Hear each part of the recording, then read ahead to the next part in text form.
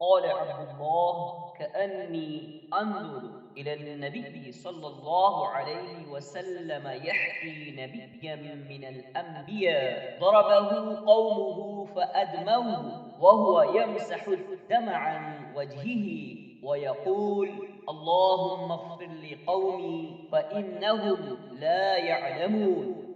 صحیح البخاری و صحیح مسلم۔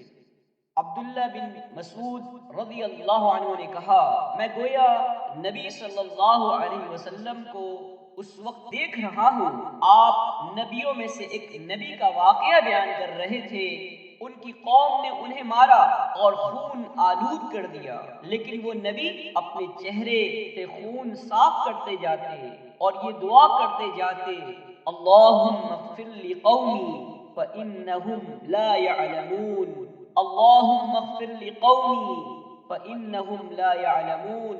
اے اللہ میری قوم کی مغفرت فرما، یہ لوگ جانتے نہیں ہیں۔ اے اللہ میری قوم کو معاف فرما، یہ لوگ جانتے نہیں ہیں۔